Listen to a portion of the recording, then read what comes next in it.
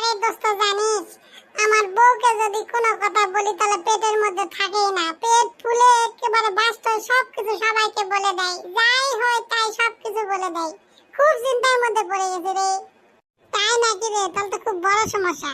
তবে একটা প্রশ্ন আছে, যদি তোর বউকে করিস পেট ফুলে পেট বাস্ট হয়ে যাবে, কিন্তু তারপরও তোকে বলবে না। কি সেই প্রশ্ন বল দেখি? তোর বউকে বলবি তোর বউ কয়টা প্রেম করছে, জীবনেও তোকে বলবে না। আরে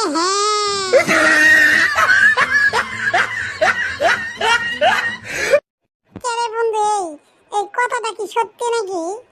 কোন কথাটা দোস্ত, কোন কথা?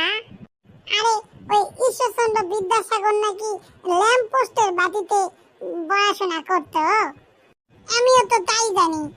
তো ওই সারা দিনের বেলা কি বাল তুলতো?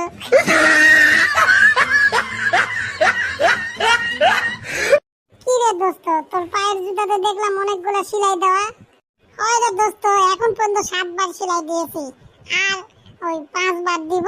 তারপর যদি না হয় তাহলে ওটাকে ফেলে দিব। আমি এত গরিব না, বুঝছিস?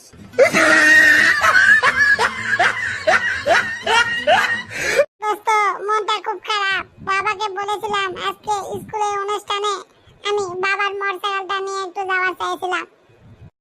কেন তোকে মোটরসাইকেল নিয়ে যেতে হবে কেন?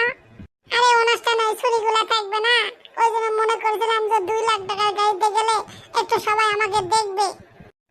তারপর বাবা আমাকে 20 টাকা দিয়ে বলল, যা এই যে 20 টাকা দিলাম, এই 20 টাকা দিয়ে 20 লাখ টাকার গাড়ি চলে যাবি, সবাই তোকে আরো বেশি করে দেখবে।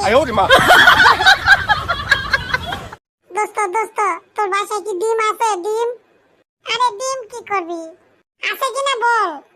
আরে আছে তো, কিন্তু ডিমগুলো তো তোর বৌদি। তাহলে থাক, বৌদির ডিম নিব না, মুরগির ডিম খুঁজছি। বন্ধুরে একটা কৌতুকের উত্তর দে তো। কি কৌতুক বল দেখি?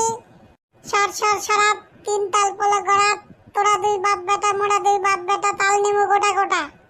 কি জটিল কৌতুক রে, আমি তো পারবো না। আরে কোনো জটিল নয়, খুব সহজ। না আমি পারবো না। দর্শক ভাইরা বলেন তো কমেন্টে। বন্ধু আমি একটা বিষয় খুব কনফিউজ, একটু বলে দিবি?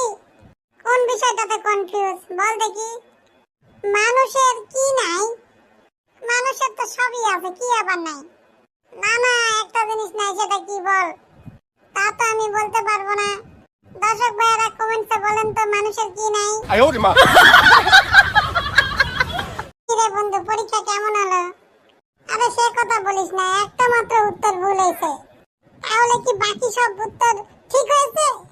আরে না, বাকিগুলো তো লিখিনি।